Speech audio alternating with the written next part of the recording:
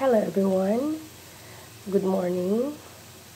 Today I'm going to show you another way of cooking an eggplant. So these are the ingredients.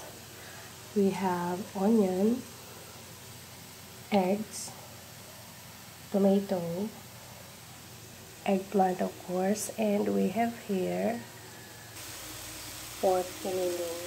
So I already cooked the pork kiniling with onion, a little bit of salt, and of course a little bit of black pepper.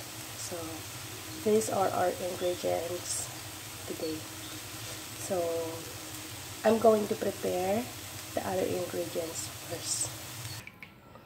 Ayan guys, so ready na lahat ang ating mga ingredients.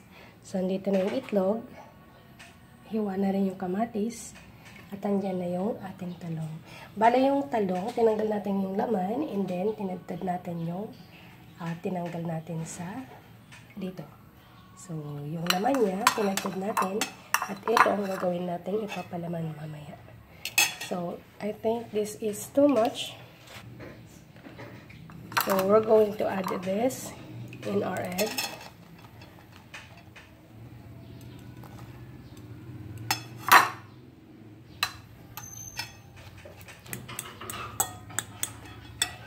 Together with the tomato.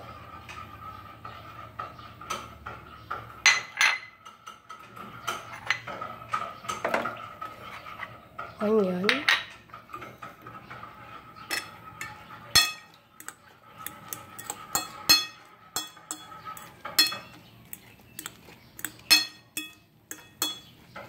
And of course, dagdagan din natin siya ng ating giniling na karne.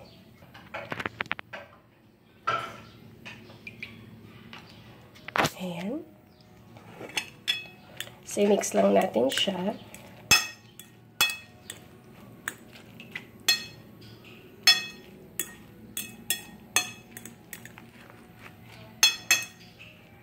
So, dagdagan pa natin ng konting karne.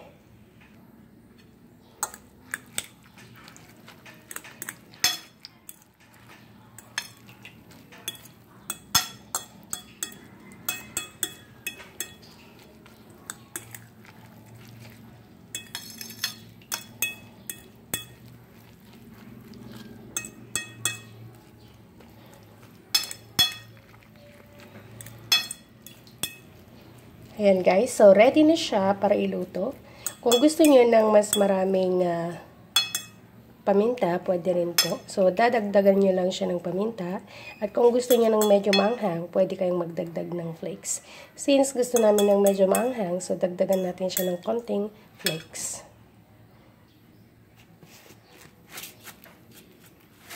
Ayan. Pepper flakes po, or crushed red pepper. Ayan. So, I think ready na siya. So, lutuin na natin. Ayan guys, andito na yung ating lutuan with oil. Pan with oil. So, maglagay na tayo ng ating talong.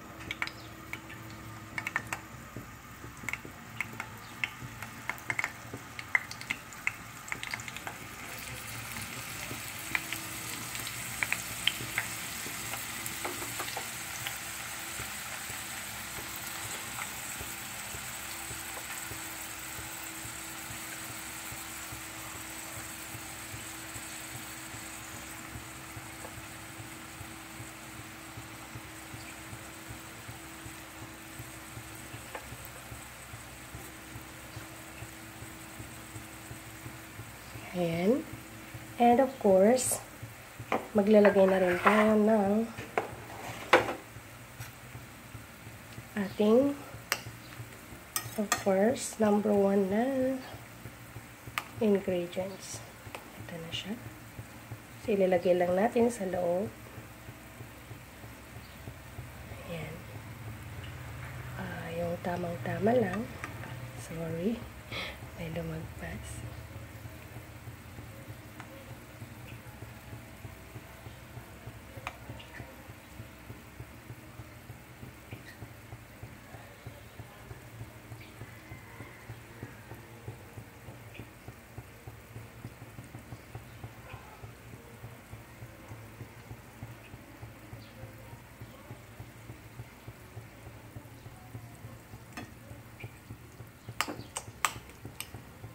Masarap to guys. I-try nyo po sa inyong mga bahay.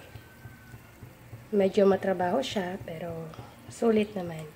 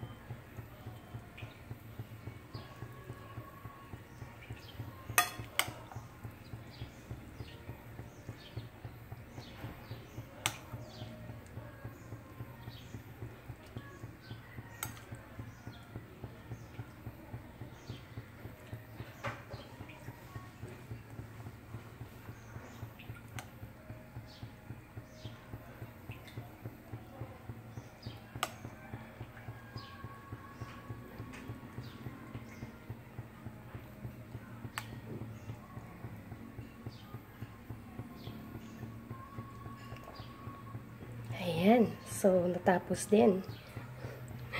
Okay. So, sorry. It's a little bit messy. Ayan. So, antayin lang na maluto. Ayan, guys. So, check natin.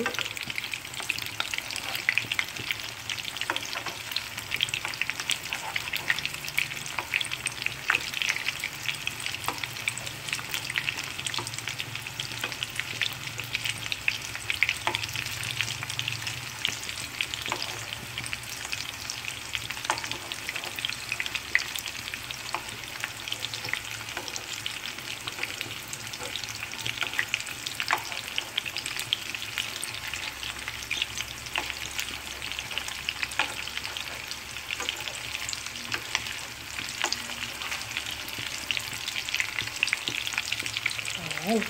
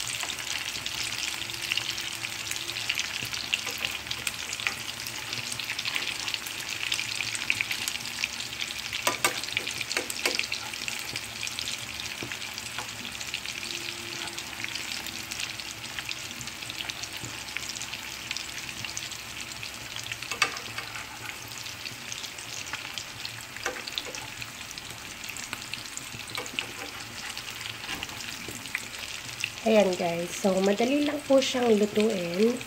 Ang medyo mahirap is of course, as usual, pag nagluluto tayo, ang pinakamahirap gawin ay yung pag-prepare ng ingredients as always. Ayan, so lulutuin lang natin ang kanyang kabila. Ihanda lang natin ang ating lalagyanan. Ayan guys, luto na ang ating talong. So, hahanguin lang natin siya.